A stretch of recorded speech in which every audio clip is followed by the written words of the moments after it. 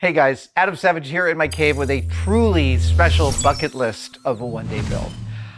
Way back when I first heard that Jason Reitman was directing the new Ghostbusters Afterlife film, and given that Jason is actually a friend of mine, I knew I wanted to make a prop that Jason and his team could use. And they needed something that was about this big, and they took my suggestion of an Aztec death whistle, which is an actual thing.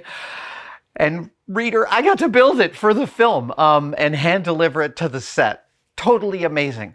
To do this build, I actually commandeered the help of my friend, my colleague, and my co-mythbuster, the amazing Ali Weber, who visited the cave in 2019 and assisted me for a couple of days as we painted and finished and packed up a full complement of Aztec death whistles that I hand delivered to the set. We also spent a fair bit of time geeking out about Ghostbusters. Here you can see. Oh, goodness. Oh, by the way, also, I secretly signed it with AA for Adam and Allie. Nice. No one else will be able to see these, but like our evidence is there. Yes. So there's a couple things about this mold that are really particular. One is when you cast silicone like this, the heat of the casting tends to deteriorate the mold. So we want to get 7 castings out of here, which shouldn't be a problem cycling it. But things can get a little like, as the urethane plastic that we're pouring, which is basically this stuff. Oh, that's what it'll look like. As it cures, it leaches some of the silicone out, and so it makes the silicone weaker. Oh. And we have this little thing, that's the inside of the nose. Okay. You see how it's? Yes. Yeah, so that's like, once that falls off, this mold has to be tossed away. Okay, so be gentle with that part. Yeah, it's very specifically, it's right here, that's where the nose part is. So we'll be just super careful. And one of the ways I make molds is when you set things upside down and then you put the cardboard on them. And then once I'm cutting it off, I actually use the cardboard to make sure I'm holding it in its exact original shape. And I make the notch so I know where I'm at. Here's the second one. Where's some of these? You're gonna pour slowly into this port. Okay. And we're going to use, so the type of resin we're using is called Instacast. It actually sets up incredibly quickly. It's like kind of like science fiction, and we'll be able to actually watch it set up here.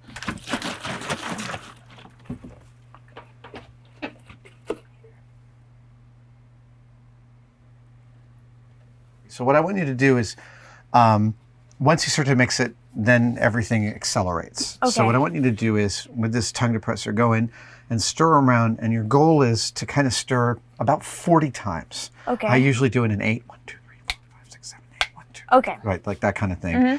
And you'll see that it's mixing correctly when it gets kind of clear.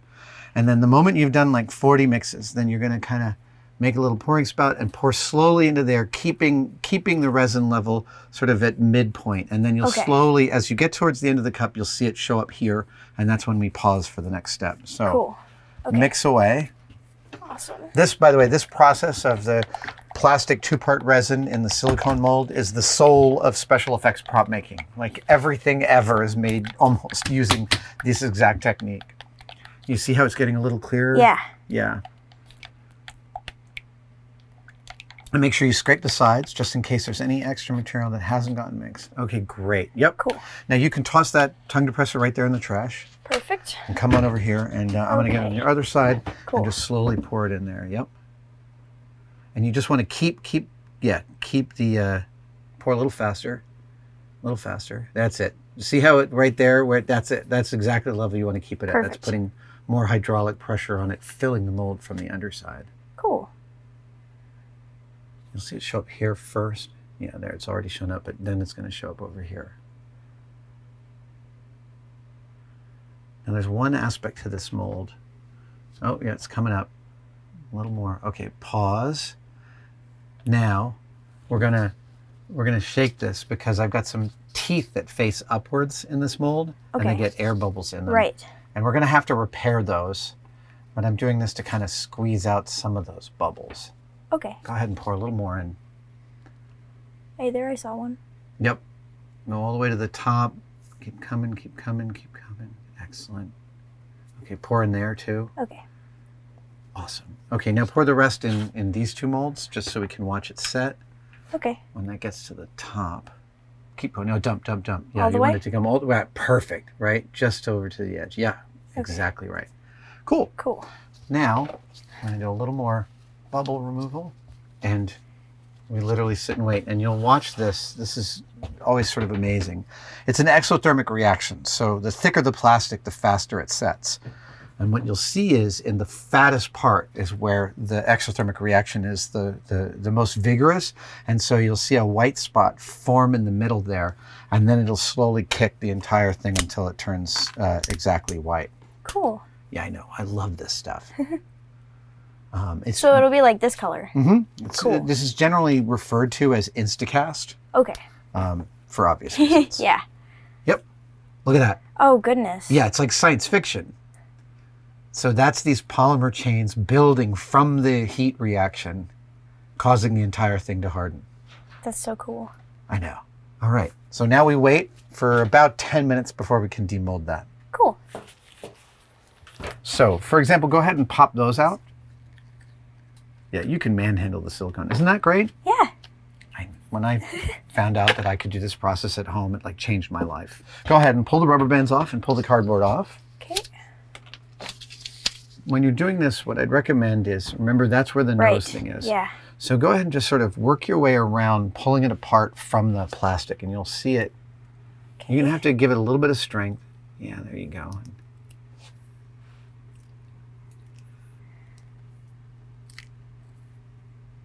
Excellent. So you just keep on doing that. You keep on.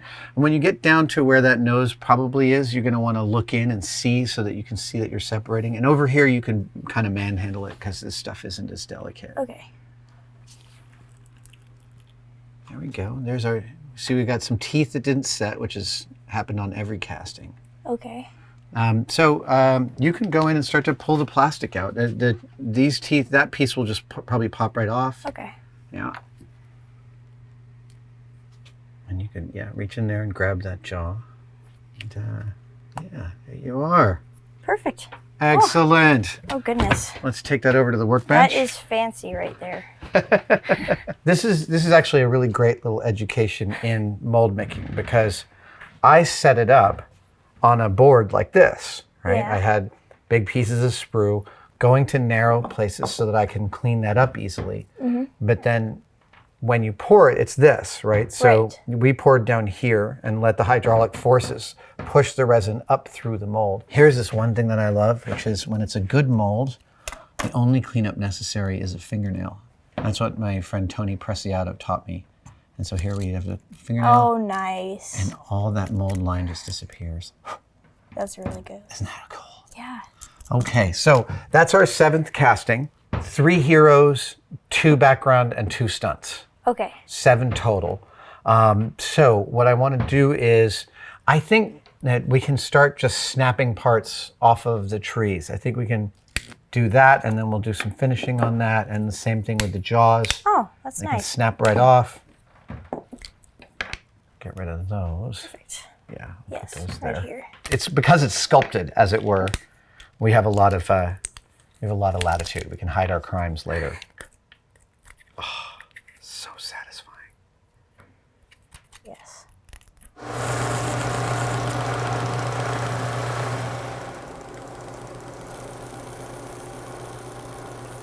So what I did was I used the Forstner bit to drill out 2 holes down there, Okay. 1 hole in each eye, and 1 hole under the jaw. And both of these skulls have fairly repaired teeth. Cool. So what I need you to do is to take this Dremel, and it's got a this kind of rough bit on the end of it. Okay.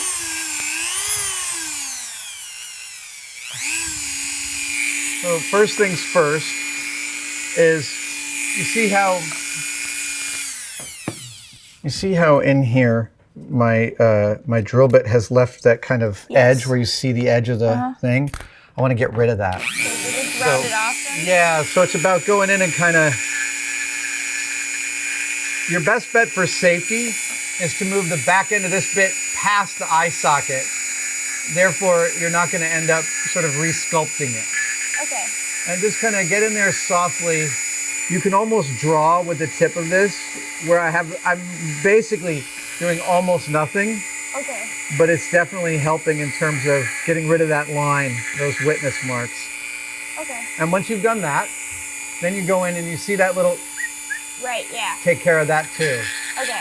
And you're going to go down as far as you can go. You won't get all the way down, Right. but it's just about coming in and cleaning that guy up. Okay. And again, it doesn't have to be perfect. It's just about getting rid of those hard lines that betray its manufacturing process. Okay.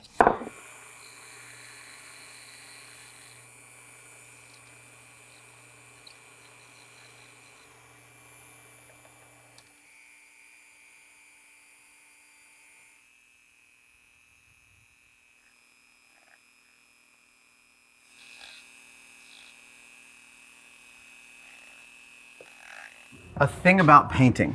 Yes. When you get too close, you end up with sort of drips and sprays. And that is totally fine for these guys because they're hand sculpted, but you're better off coming at it like this. And overspray is fine. Okay. Don't worry about getting overspray. So go ahead and be kind of sensitive with that guy. Yep. And that one's totally good. Okay, cool.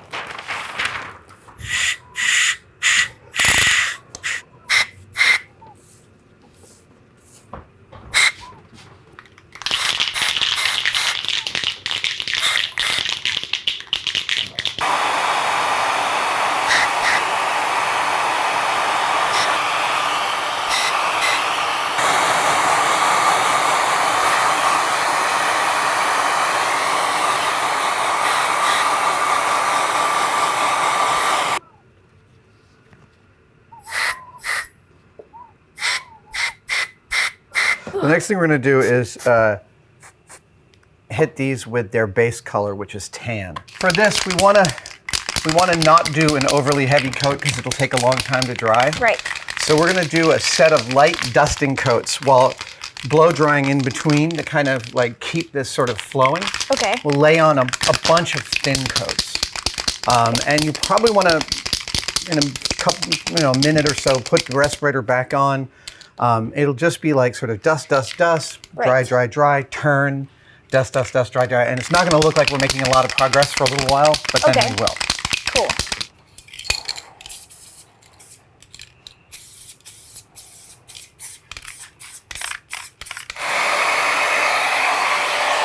So one thing that's going on here is that we have a lot of freedom.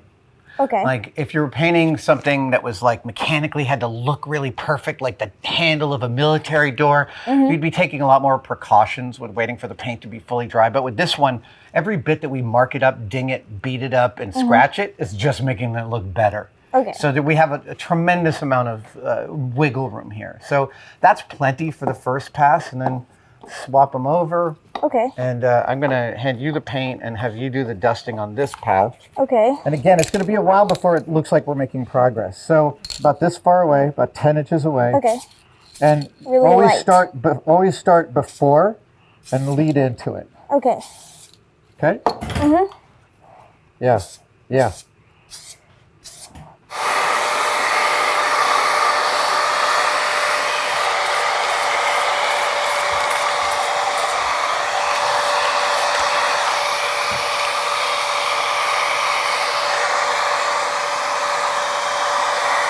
All right, that's pretty cool. So what we're gonna now start to do, this is the base coat, is we're gonna start to hit this with a set of washes. The look that production wants is a kind of a rotted stone. Okay. So we're gonna start with a brown shoe polish, then we're gonna hit it with a black and a burnt umber wash, and then we might end up even hitting it with a little bit of an oil paint, simply because I tend to really like how that looks. Okay. In fact, I think that's going to be my very first pass, is a black oil paint. So the great thing about oil is that it takes a while to dry. So as you're kind of embedding it into an object, you can pull it all the way back. One of the keys for a long life of the brush is to always wet the brush before you put paint in it, because what that does is it embeds the thinner down at the base of the brush and keeps paint from getting down into there. Okay. And then it basically just makes it last a lot longer. Cool. So this is gonna look like a horror show for a second. I'm gonna go in with this oil and I'm gonna, Okay. and I'm gonna go and just like really like slather the whole thing Okay. with this oil paint all the way around. This could end up being a total disaster. I don't know. We're gonna see. Okay, so then, oh, I think I overdid it. I think that's definitely overdoing it. There we go. See that? That's the Yes. thing about oil. I always feel like I'm in a truck driving off a cliff, and then I pull it back with a little bit of terpenoid, and everything starts to look a little better and a little more cohesive. Awesome. It's terrifying.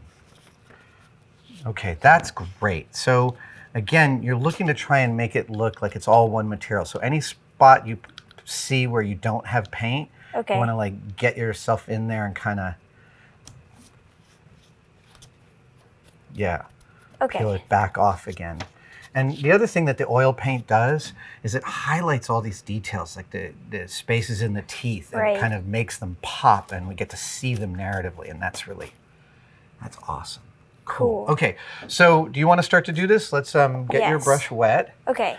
You kind of can't use too much, Right. and your hands are going to get filthy. All right, that's fine.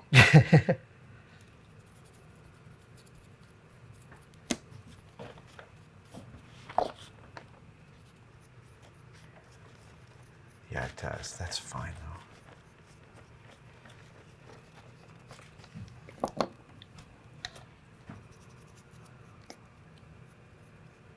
Every single time I play with oils, I was always a moment where I'm like, I don't know if I'm shitting the bed or not.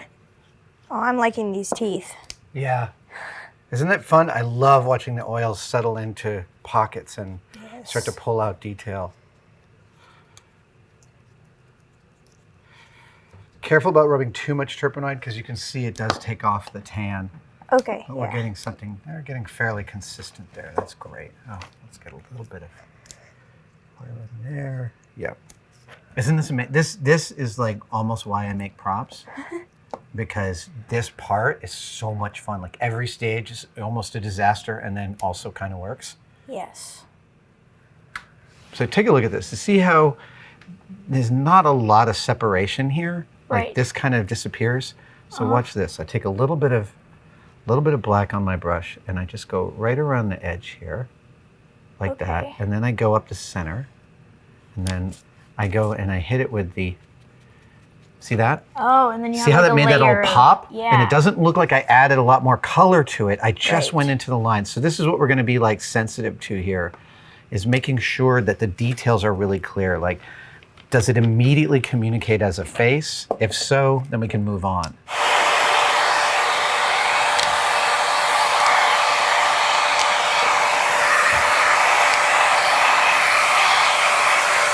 Don't they look great? Yes.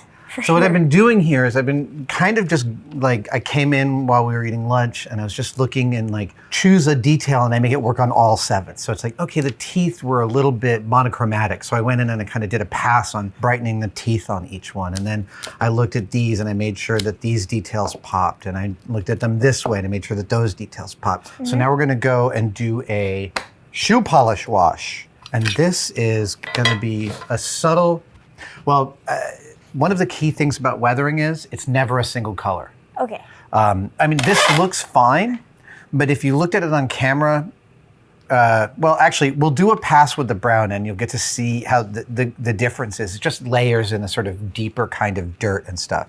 So with the shoe polish, we're gonna use the same brushes we were using. Kind of get your brush loaded up with the brown, and come in and just kind of, Oh, yeah. yeah, you see how that deepens, but it doesn't really change very much? Right, yeah. And that's it, right? It's not we don't have to fuss with it a lot It's like because a nice it's going on. light. Mm-hmm. Cool. And you definitely want to like look for spots in which it seems like it's not necessarily covering as well as you want. Okay. Yeah. So see the difference? Yes. See how much deeper that is? And I'll actually show you something cool here. When actually you look at it on camera, it's even more stark.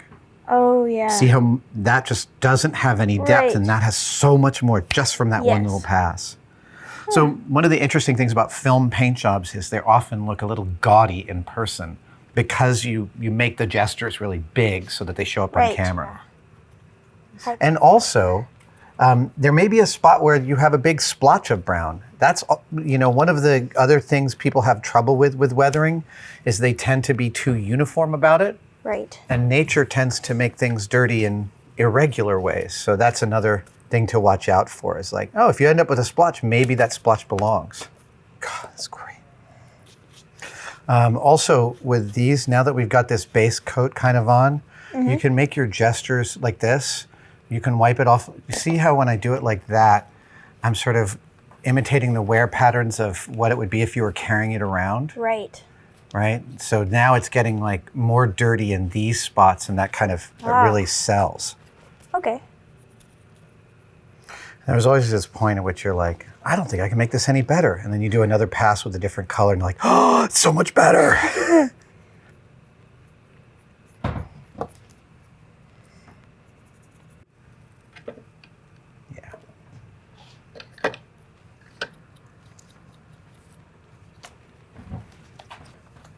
Yeah. I'm going to take a pass at that one. If you would start to use the blow dryer from the left there.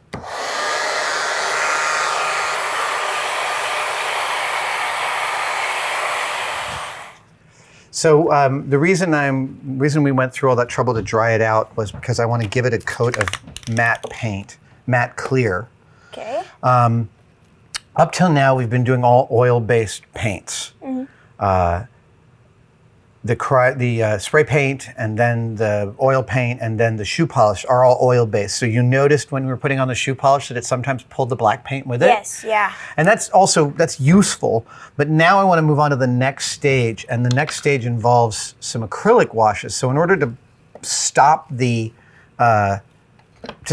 process, we're going to give it a clear coat of matte clear.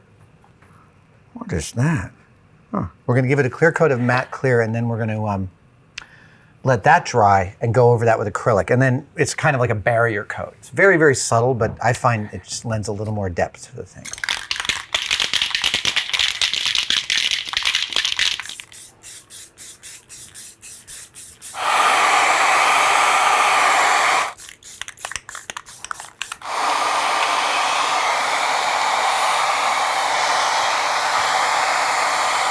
Okay, burnt umber, that's what I've got. We're gonna mix up a wash of this and give this a pass of burnt umber. Okay. Burnt umber, raw umber, burnt sienna, and raw sienna are 4 different browns that to me are like the central important browns of weathering stuff. So it's just like, it's a medium brown. But what we'll do is we'll kind of go over, it's the sort of thing where we're gonna go over it and kind of get it all blotchy and covered, and then we're gonna wipe some off. And again, it's just another pass in terms of some paint and some weathering. Nice. And each one just deepens a little bit. So let me get you a brush, and you can just start picking them up. And this pass, because it's acrylic over our sealer, is like you can be kind of as rough as you want to be, because it'll all come splashing right back off. Okay.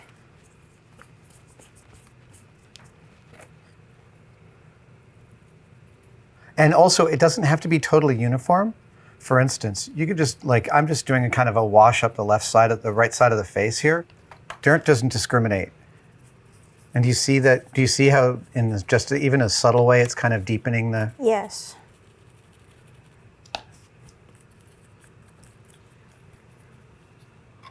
Ooh, it's my bad.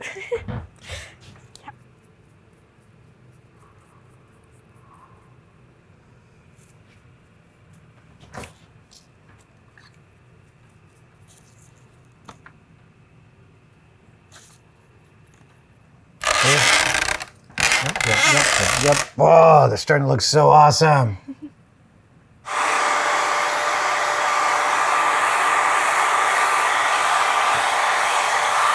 let's see here. Cool. So now we're going to do a wash with some of the burnt sienna instead of the burnt umber. It's a lighter brown. It's just to, again, I still feel like we're a little monochromatic with this. So what we're going to do is we're going to go in and kind of pick up edges with this. Kind of. See that? Yeah. That little a little bit of that here and there, and just bringing its value up just a little bit. Okay. And there's the, oh, here's your brush. Thank you. In this one, it's like we're just bringing the whole value up a little bit. Okay. Mm-hmm. Yeah. Bellissimo. Much better.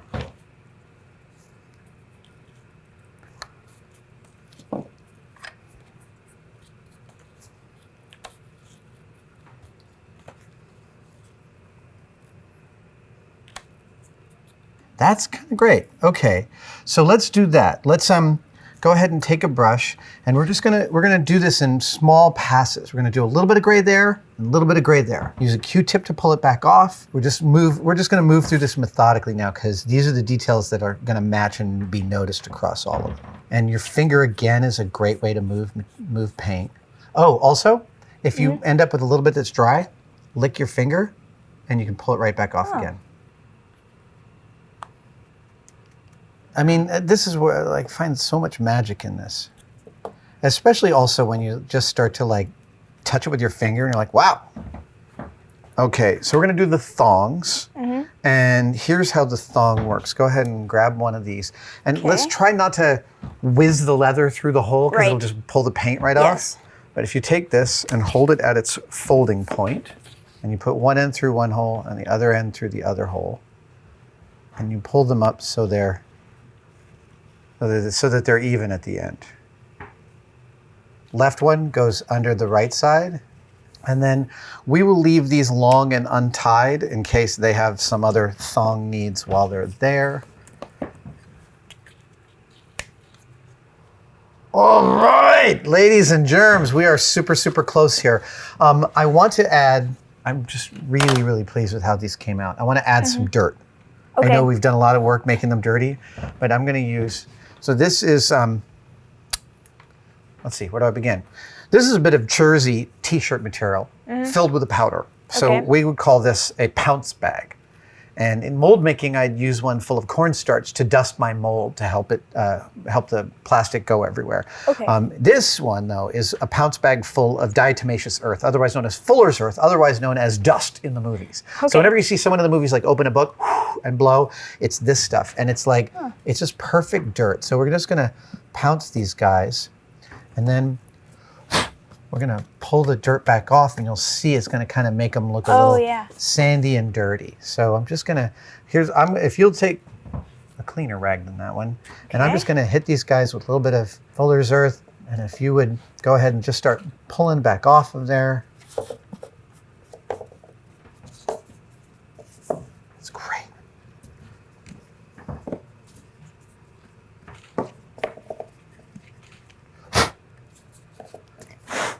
Now, we're going to pack these for shipping. And there's a thing that you don't know about, which is in the movies, movie props can walk off a set. And the prop master's job is to have what he needs for the scene, for every scene. And I learned when I visited the set of 2049, the Blade Runner film, from prop master Doug Harlocker, that security, that he uses custom cases for the props, so that there's a cutout for each of the props in each case. So if anything's missing, you know immediately what's missing.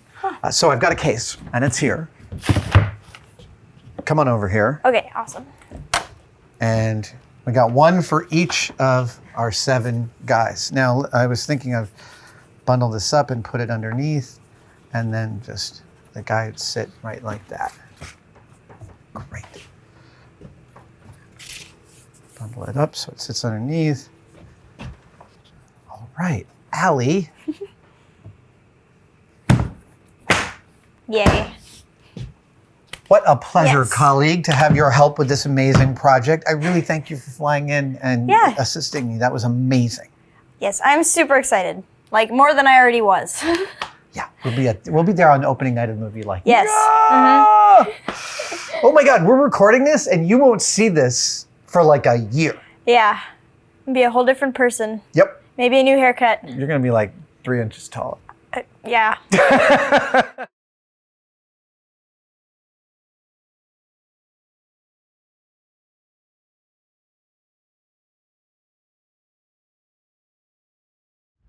It's real! I'm in Canada and I'm on the set of the Ghostbusters film! That's Egon's house behind me. And in my hand, all 7 of the death whistles that Allie and I built. I'm here to deliver them to Jason Reitman personally.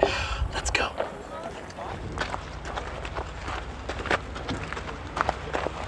McKenna Grace, I want to introduce you to someone very special. Okay. This is Adam Savage. Hi, and it's a pleasure to even meet you. while I was writing the screenplay, even while I was creating your character with Gil Kennan, we were already conferring with Adam Savage because he is one of the smartest people we know and knows so much about science and movies and all the things that we love.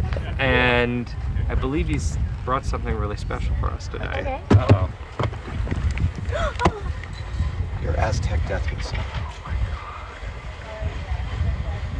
How amazing is it? This is extraordinary. Do you want to try it on? It's so special. How It's so cool. how did you make this? I sculpted it. Francois gave me a beautiful design. I sculpted it in Sculpey, cast it in resin, and then Ali Weber, my co-host on Mythbusters Jr., and I spent a day finishing and refining these, and we gave you 7. Oh, excellent. So you can throw some against the wall. We can break them. Yeah, exactly. Maybe keep some. Maybe Maybe. keep some. It's so cool. Oh my God, can I take a look for a second? Yes. Adam, this is extraordinary. It is. I love the teeth. Isn't that amazing? The sideways jaw. Yeah. It's so cool and there's so much detail in it. Yeah, it looks It's so ancient. cool. I can't thank you enough for asking me to contribute something to this. Oh, are you kidding me? I had to have a grinectomy at the end of this. Well, you know how long I've been a fan, and I'm thrilled that we got to collaborate on this. Come Come here.